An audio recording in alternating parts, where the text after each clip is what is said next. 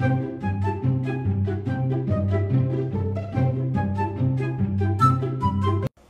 Rabbits, it's Trixie and this is another Carrot Talk in which I tell you stuff out of my life or talk about topics that you suggested. In today's video I would like to speak about the so-called friend zone. When talking about partnerships or having a crush on someone, you often find people mentioning the friend zone, and I would like to figure out what exactly that is, if there are different kinds of friend zones in the world, if there is a difference between girls and boys, and of course talk about my own experiences concerning that topic. When you want to define the friend zone, then it is like a relationship stage between two people where one party wants to become a romantic couple with the other, while the other person is not yet interested in becoming more than friends. As you may already assume, there is a lot of conflict potential going on. Girls and boys can equally be put into a friend zone, or even put themselves into a friend zone without the other party even noticing. Even though the term friend zone sounds a little bit cheesy or taken out of a soap opera, I found myself wondering about this phenomenon. And as a former psychology student, I actually found it really interesting to sit down and think about different types of friend zones that you could be in. Depending on different variables like fairness, certainty of feelings, relationship status, and something that I simply call the asshole factor, I found 6 different types of friend zones that I would like to discuss with you right now. Of course, men and women can be equally put into a friend zone, but since I'm a girl and for simplicity reasons, I'll just assume that the girl is the one that friend zones the boy. So the girl is like the friend zoner and the boy is like the friend zoned, just to make these examples a little bit more easy to understand. This doesn't imply that girls are more likely to friend zone someone and boys are stupid getting into the friend zone all the time. It can happen the other way around as well, but just to make it easy, I will put it that way. Let's imagine that we have a table with 4 columns. The first one simply shows the type of the friend zone. The second one defines whether or not the girl has a boyfriend and if she is happy. In the third one, we write down if she flirts with the guy that has a crush on her, like giving him mixed signals, teasing him, or even more. The last column is used for the asshole factor of the girl. In the first example, the girl has a boyfriend and is happy with him. She doesn't flirt or give any romantic signals to the guy that has a crush on her. It is possible that she doesn't even know about his feelings. Let's call this kind the already happy friend zone type. The asshole factor for the girl is 0 because she isn't giving any mixed signals or fooling the guy with the crush on purpose. If he still secretly hopes for something, then it's him, not her, putting himself in the friend zone. If she knows about his feelings, it's her putting him in, but in a healthy, not misleading way. The next example is a girl with a boyfriend that she is not happy with. But even though her current relationship doesn't satisfy her, she doesn't flirt with the guy that has a crush on her. I will call this type the already busy friend zone, because the girl knows about her struggles with her current relationship, but doesn't start anything new just based on her unhappiness. Again, if Mr. Crush Guy secretly keeps hoping for her to break up or to get into something with him, it's him putting himself in the friend zone. If he tells the girl about his feelings and she gives him an honest no, she puts him in, but again in a healthy and fair kind of way. Asshole factor 0. The dangerous thing about this type is that the girl may seek comfort in Mr. Crush Guy because of her own unhappiness and him being a good friend. She may therefore send signals that were not intended by her to have a romantical tinge, but could be misinterpreted as those by said Mr. Crush Guy that deeply hopes for them to be. A simple hug can have 2 very different meanings here, so it's very important that you share your feelings and hopes openly. Girl number 3 is in a happy relationship, but also flirts, or does even more, with the poor fella that has a crush on her. Let's call this the man-eater friend zone. Regardless of her actual boyfriend, she just fools around with every random other guy that admires her. She allows romantical interactions to Mr. Crush Guy, yet never giving him the chance to enter a serious relationship with her, which makes her being the one putting him into the friend zone. Since she is somehow cheating on her actual boyfriend and at the same time teasing Mr. Crush Guy without giving him any hope, this is definitely a number 3 on the asshole factor. In the next scenario, the girl has a boyfriend, is unhappy with him and also flirts with the guy that has a crush on her. I guess that this is one of the most common friendzone types, and I'd like to refer to it as the reserve lover type. The girl is insecure about her current relationship and seeking comfort in flirting with another guy, but yet not giving him any chance to enter a new relationship with her after breaking up with the old boyfriend. Maybe it's just to feel loved and appreciated, but still she doesn't really know what she wants. I consider this friendzone type the most painful one, since the person having a crush is constantly hoping for the old partnership to fail and to hero-like replace the old boyfriend, which is actually a quite rational hope, well fed by the signals that the girl sends. If you are in this kind of friendzone, remind yourself that you're actually waiting in line for someone that isn't sure enough about you yet to end an expired relationship and go for a chance with you. Of course, sometimes a little waiting might be worth it, but if you keep it for so long, just remind yourself that you actually may deserve better. Let's give this girl 1.5 asshole points, since she may be really confused and insecure herself, and the assholeness highly depends on her behavior, like the amount of external flirting, her awareness of the guy being in the friend zone, and the time that she's doing this kind of double-tracked flirting. Girl number 5 doesn't have a boyfriend, but also doesn't give any romantic signals to Mr. Crush Guy. This friendzone kind can easily be described as the classical meh friendzone type. Depending on whether Mr. Crush Guy told her about his feelings, she either put him into the friendzone or he put himself in, waiting for something that will never happen. Frankly, this is a really bitter type of friendzone to be in, since there's nothing you can really blame the girl for, and the only reason that she rejects you is she simply doesn't want you. I mean, she could. The boyfriend slot is free. But either she's not interested in something seriously right now, or she wants someone, but not you.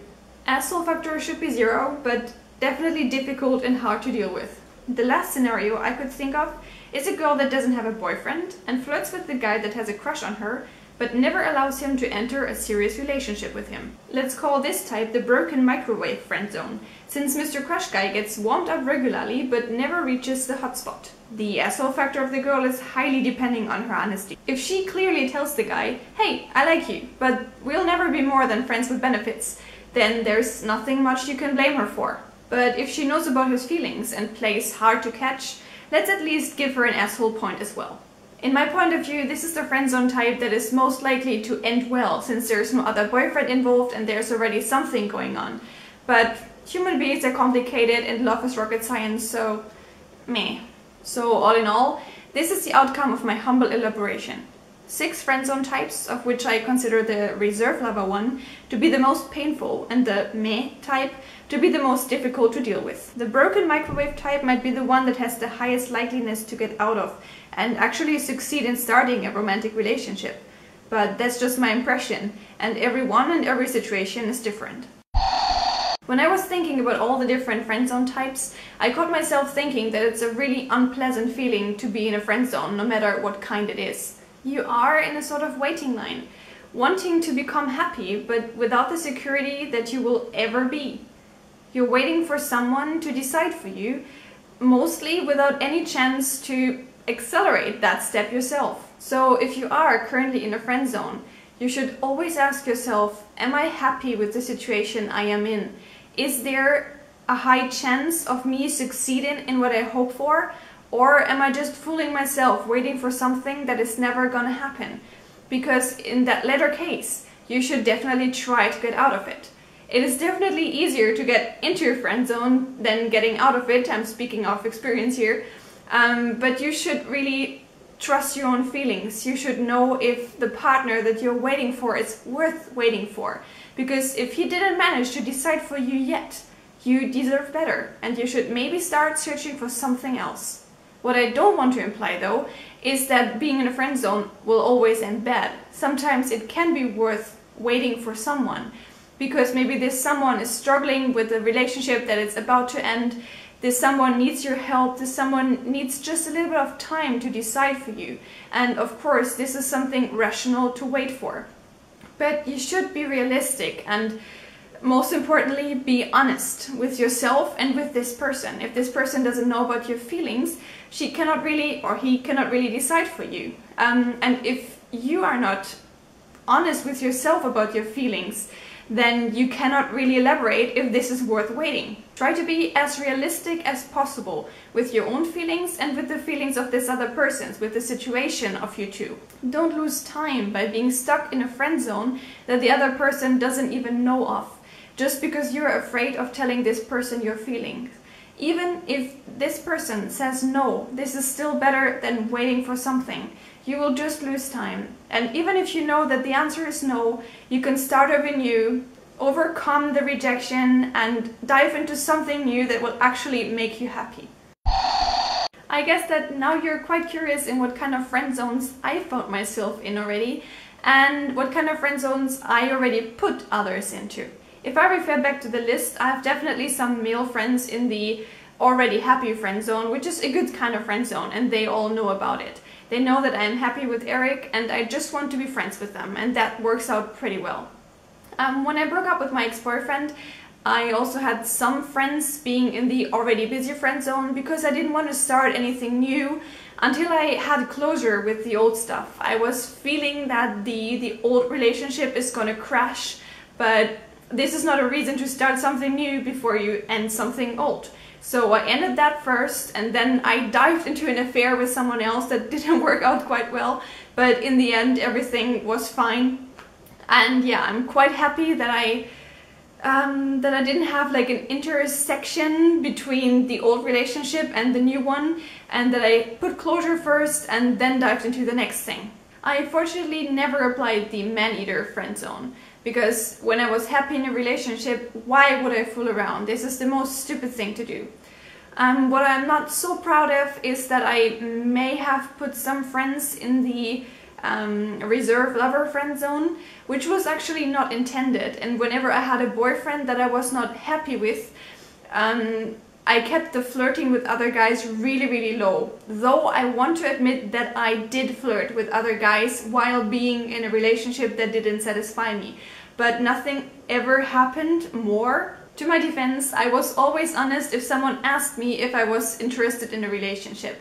I did never lie to anyone about my boyfriend. They all knew that I had a boyfriend, and they also knew that this kind of flirting that was going on between us was a really stupid kind of flirting that wouldn't result in anything serious. So I don't think that I am a complete asshole doing that, and it's actually a quite normal thing that sometimes happens. Also, I always told my former boyfriend about these incidents so that we were both aware of the kind of situation that we were in. Like, for example, yesterday I met someone on a party, nothing happened, don't worry, but I noticed myself flirting with that guy a little bit, so we should maybe talk about ourselves, if this relationship is gonna work, what's going on at the moment. So I really tried to be honest, even though I didn't control myself all the time in this tiny little flirting stuff. I definitely had some guys in the meh friend zone, which is not actually a meh friend zone. I never thought meh about these guys. It was more like the wrong time. I just wanted to find myself. I just wanted to stay single. I just wanted to try around a little bit without using anyone. And if you're not sure about your feelings and you know on the other side that someone else has feelings for you, you shouldn't dive into that because you know that this guy may be really hurt if you figure that this is not the way you want it to go. So if you know that someone has feelings for you, you shouldn't experiment, even if you're like kind of curious too if that may work out. If you know that his feelings are way more than the feelings that you have, don't try around. Be sure about it before you give him really secure hope. I think that this is all the friendzone types that I have ever put others in. That sounds kind of mean, but this is always something that happens quite subconsciously. I never voluntarily put anyone in. It's more like it just happened and I didn't know what to do about it. I always had some people that meant something to me, but nothing really happened to them, like friends that I had feelings for, but they never bloomed because I wasn't secure about them yet. I didn't want to jump into something that I wasn't sure about, and this is something that describes my life overall pretty well. If I'm not completely sure about something, I'm inhibited and I hesitate to completely give myself to that. This is a normal thing to happen, but I can say that not really a lot of damage was caused by me, I hope. But of course, it wasn't only me putting others in friend zones. I have been in several friend zones myself. The worst one I can remember is when I was 14 years old and I had this crush on this super interesting guy, and he kind of kept secret that he had another girlfriend living quite far away, and he was like still holding hands with me and getting quite close to me, just at one day revealing to me that, by the way, I have a girlfriend. But he kept flirting with me, keeping me warm as if something would happen. And he actually told me that once, like, yeah, I'm not so sure about this other girl, and maybe at some point it would have been better to be with you, and we'll see, maybe in 3 years when we meet again everything can be different. And I was just like, yeah, now I get it. And I really try to not see that guy anymore. Maybe it sounded a little bit assholey when I just told you the stories about me putting others in friend zones and stuff like this, like, oh, I'm so awesome and other people admire me and I didn't want them. That is not the fact. I have been in several friend zones myself, starting with this one when I was 14, and I know how it feels. It's definitely not a good feeling. I cried many tears because of that, especially being a teenager. This makes you suffer a lot. And yeah, this story repeated itself during my studies, during school. I had many crushes on people, and I wasn't actually in a friend zone because these people never knew about my crushes. I was one of those people that had secret crushes on everyone all the time, not really saying anything. And this is why I never succeeded in actually having a relationship until I was 18, and always being kind of rejected and sad because I never honestly talked about what I felt. And this is why I really want to advise you, if you have feelings for someone, just tell them. Tell them in a careful way. Don't make an event out of it. Don't arrange a huge party revealing your feelings for someone, because that can end really bad. Just tell them in private, tell them honestly and with a lot of respect. Like, I need to tell you something. I know it sounds weird and you don't have to react at all, and please don't make a big deal out of it. I just wanted to let you know so that I can sort my own feelings. This kind of conversation is hard to do and rejection hurts, but it is definitely a necessary thing to reach your goals and to know where you are, who you are, and what you want from life. Alright, that was it again. I talked way more than I actually intended to talk, and I hope you can forgive me that. I hope you enjoyed the little carrot talk, and if you have other suggestions for a new topic for the next time, just tell me, write something in the comments, of course.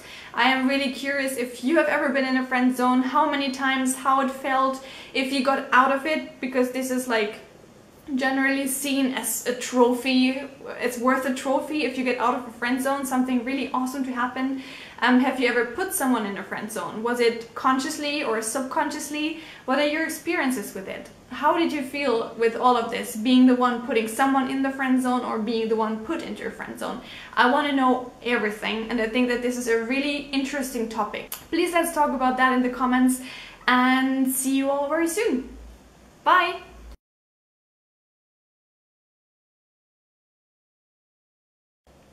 Hey rabbits, it's Trixie, and this is another This is a